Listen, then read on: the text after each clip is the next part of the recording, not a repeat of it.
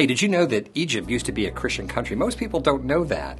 But before Islam, Egypt was a Christian country. Now, it was under the rule of Rome, and they suffered terrible persecution.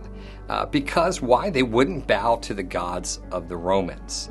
When the Muslim warriors came centuries later, the patriarch of Egypt basically gave up without a fight, because he's thinking anybody has got to be better than these Romans. And that was unfortunate, because that has ushered in 1,400 years of persecution. So for all that time, for almost 1,900 years, Christians have lived in persecution in Egypt, probably longer than any other people on earth. Egypt is currently ruled by a military dictator, al-Sisi, and he says a lot of the right things. So to the West, it's like, oh my gosh, this guy's so much better for the Christians. But it's all a lot of talk, because in the end, he's also a politician.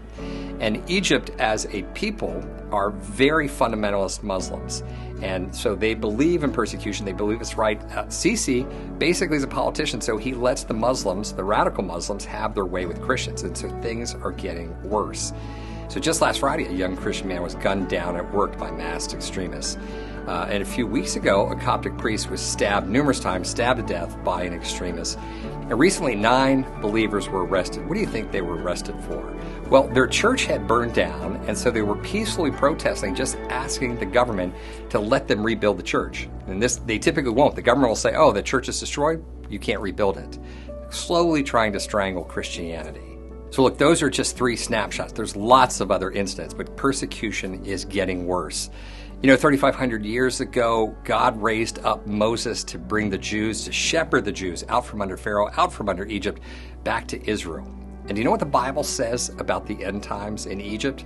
It says that in the end times, Egypt is going to turn back to him, and they will be his people. Now, in the meantime, there's a lot of work to do. And we do a lot of work working with kids, with Muslim converts, and different things like that. If you'd like to join us in this work, I would welcome that. Say, God bless you. Thank you for caring for your persecuted brother and sister.